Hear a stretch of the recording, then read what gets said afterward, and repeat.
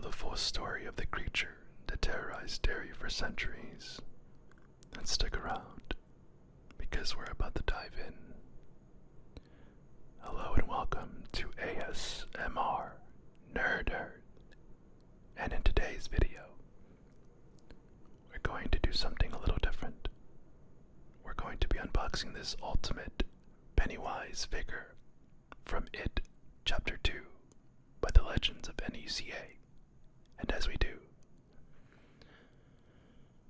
we'll be breaking down the entire history and timeline of this thing.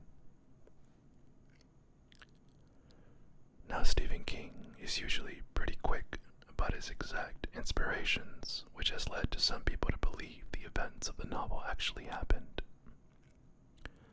On the other hand, actual people drew some pretty clear comparisons to the serial killer John Wayne Gacy.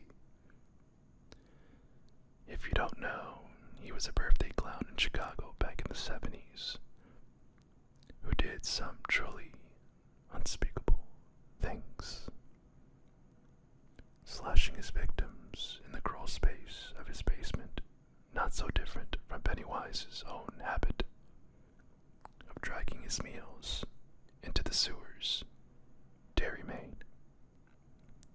Alright, let's get this thing open. The box itself is awesome, collector friendly, with a nice window box with the opening flap. Feels like a door that you probably shouldn't go in, like that house on Naples Street. You can see the figure, the extra heads, and all the good stuff. Let's get him out of this plastic prison, shall we? Okay, so in the movies, Pennywise is a shape-shifting alien creature that crashed on Earth, right? But in the novels, it's much, much weirder than that. So let's travel to the beginning. We're talking billions of years ago.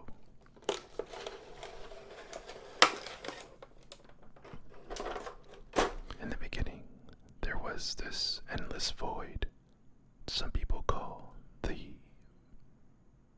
macroverse, or the Todash darkness. It was mostly empty except for a godlike being called the Other, who created two forces, a protector, a giant cosmic turtle named Maturin, and a destructive, shape-shifting entity that would become it. They were natural enemies. Now the turtle was kind and an all-powerful, but mostly just wanted to hang out and chill in his shell. At some point, the story goes, the turtle got a massive stomachache and barfed out our entire universe. So yeah, everything you're sitting on right now. Cosmic turtle poop puke. You're welcome. It, on the other hand, was a creature of pure consumption, and its favorite food, fear. Because of that fact, it traveled to our new puke-based universe to find a buffet, and it found one on Earth. Human imagination, especially the imagination of kids, were way more complex and produced a level of fear that it just found extra delicious. It was like putting those little sauce packets on your taco. It arrived on Earth as a fiery meteor that crashed where Derry, Maine would eventually be built. The impact was intense, but after a few million years, it got frozen over the duration of the Ice Age and took a very, very long nap. And well, here he is. This is the NECA Ultimate Pennywise from Chapter 2. They did an all-new body sculpt for this version here to match the costume changes in the second film. It's a little more refined, a bit more theatrical in my opinion. But I think they did a killer job in the sculpt. You can see all the details. The silky looking fabric. The articulation is great too, fully articulated. So you can see all the sorts of creepy poses. So, after its long nap, it finally died out and awoke around 1715. This kicked off the famous start of its cycle. Feast on fear for a year or two. Then go back into hibernation for about 27 years. One of the first recorded incidents was just brutal, from 1740 to 1743. It feasted, and that spree ended with over 300 settlers from the Derry Township just vanishing, gone, without a trace. Kind of like the real-world mystery of the Roanoke colony. An entire community just wiped off the map. It was learning. It was basically becoming a part of Derry's DNA. The town's weird apathy, its habit of looking the other way when things got bad. That was all its influence, keeping the soil fertile for fear. Now let's look at the first head sculpt here. This is the neutral face. That's creepy, calm. Don't you wanna balloon? Smile. This is the mask that is most dangerous. Alright, let's check out its accessories.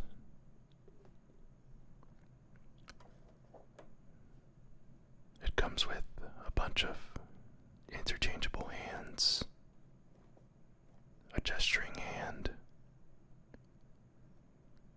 for grasping the balloon, as well as some nasty claw-looking hands. But the real stars are the extra hands, I think. Each one tells a story. Ah, yes, the mask. This is the look it probably had during one of its cycles, like in 1851, when it possessed a guy named John Markson to poison his family, and then himself. It didn't eat them directly, but the act spread a ton of fear, which is basically seasoning for the whole town. Quite horrifying. The cycle just kept repeating. In 1870, a bunch of lumberjacks are found hacked to pieces. In 1904, another lumberjack murders a dozen guys in a bar. And the witness said they saw a comical fella watch the whole thing. Then in 1906, the Kitchener Ironworks exploded during a kid's Easter egg hunt, killing 88 children.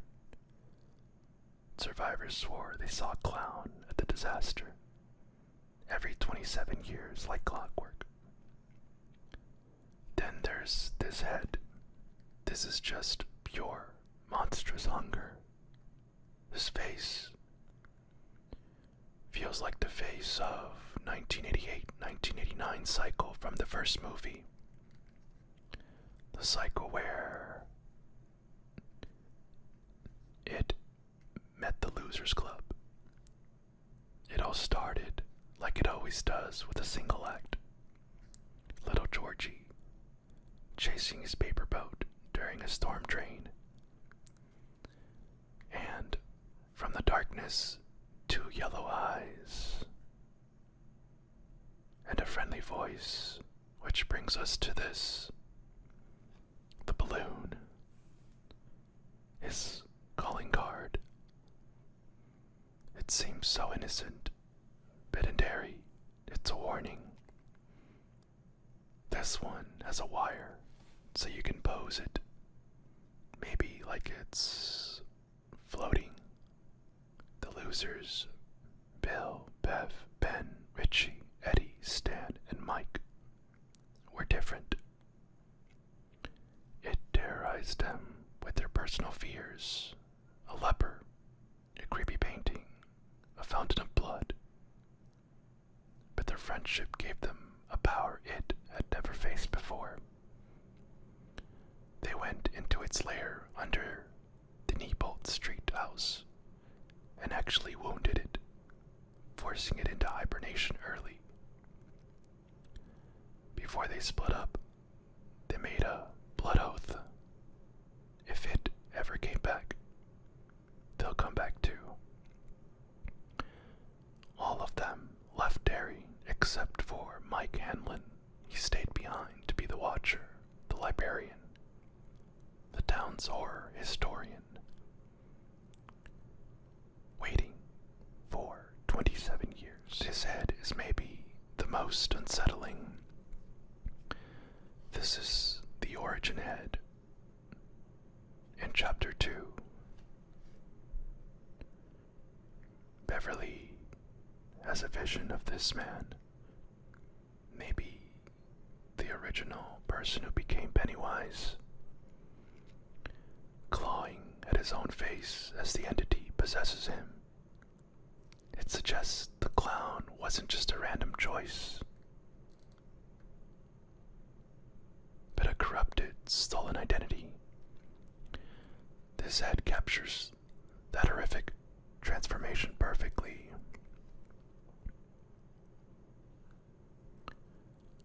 "27 years pass. It's 2016. A man is brutally murdered after a carnival in Derry. A red balloon is found. Mike Hanlon makes the call. The losers, now adults with faded memories, have to come home. Mike's plan is to defeat it using the ritual of Chud, something he learned about from a Native American tribe that fought it centuries ago.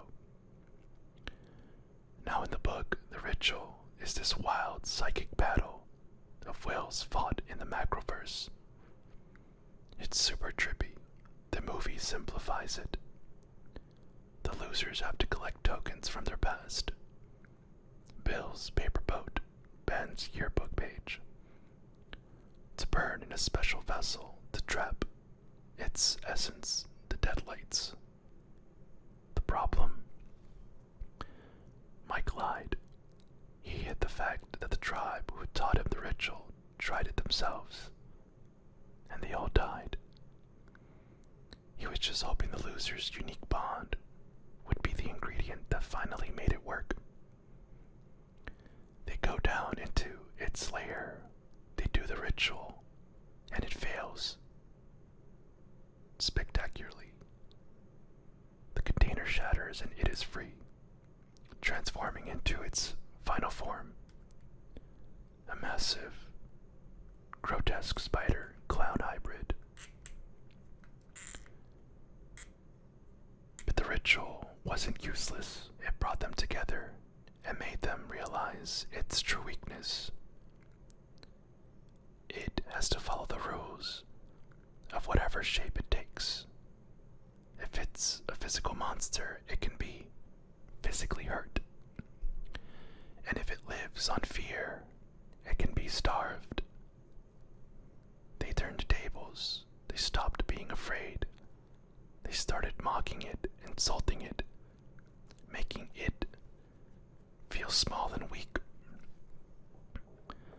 They shrink it down with their courage until it is pathetic, whimpering little thing.